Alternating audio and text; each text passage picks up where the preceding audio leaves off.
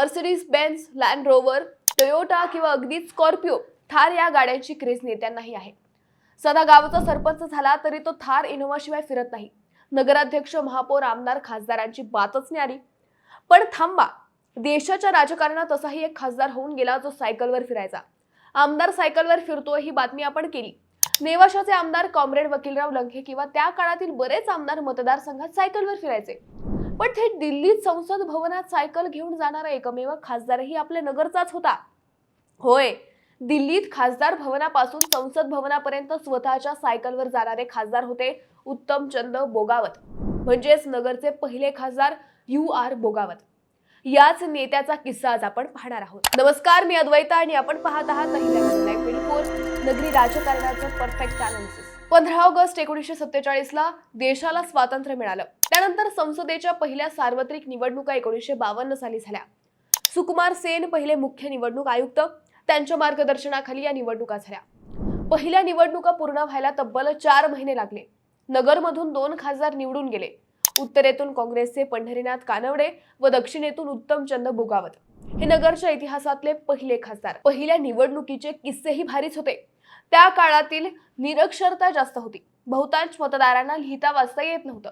त्यामुळे प्रत्येक उमेदवारासाठी स्वतंत्र मतपेटी ठेवली जायची. त्यावर उमेदवाराचे नाव किंवा चिन्हाऐवजी विशिष्ट रंग दिला जायचा. नगरच्या मतदारांमध्ये कोणत्या रंगाच्या पेटीत कागद टाकायचा यावरून मोठे कुतूहल आणि संभ्रम झाला होता.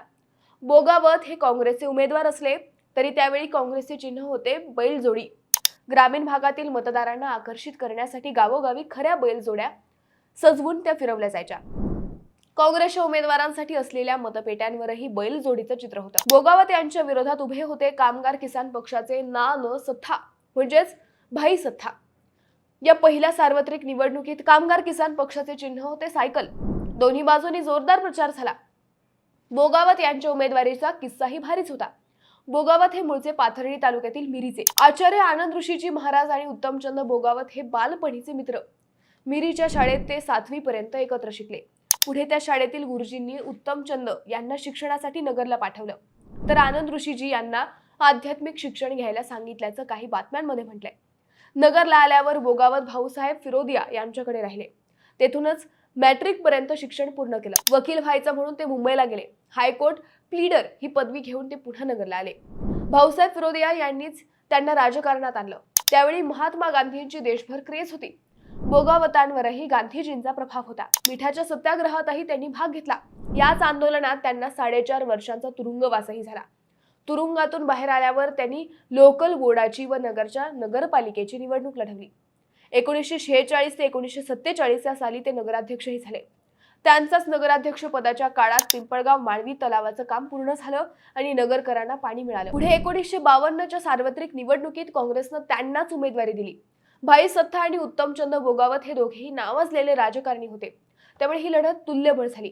आत्ताच्या सारखी वाहने नसल्यानं तेव्हा या दोन्ही उमेदवारांचा प्रचार कधी पायी तर कधी सायकलवर तर कधी बैलगाडीतून झाला. अखेर मतदान पार पडलं. 3,86,815 मतदारांपैकी फक्त 1,56,054 मतदारांनी मतदान केलं. मतदानासाठी जाण्या येण्याची सोय नसल्यानं अनेकांनी या मतदानाकडे पाठ फिरवली.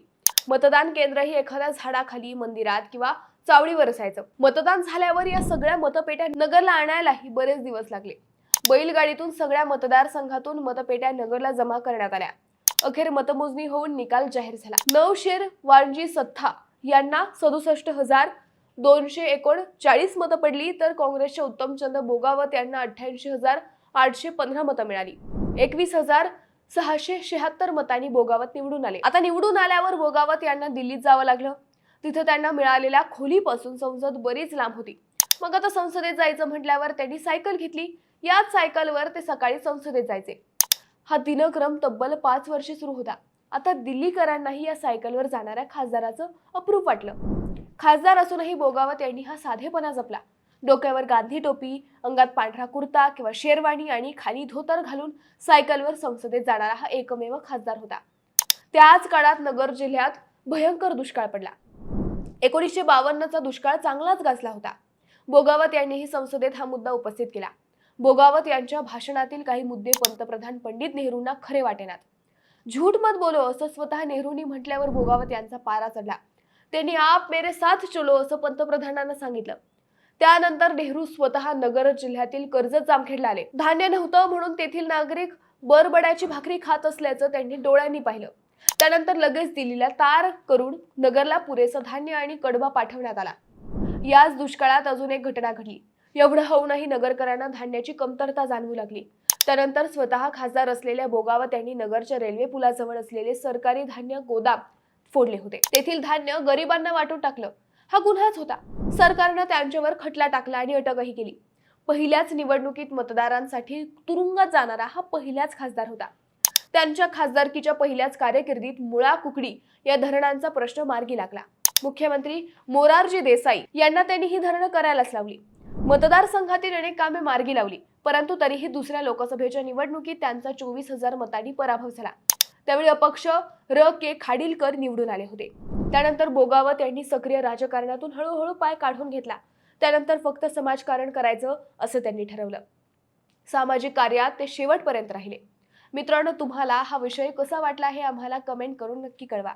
शिवाय तुम्हाला अजून कोणत्या नेत्याबद्दल माहिती पाहायला आवडेल तेही कळवा. आमचं YouTube, Facebook आणि Instagram चॅनलला फॉलो करायला विसरू नका. पुन्हा भेटू नव्या विषयावर. तोपर्यंत धन्यवाद.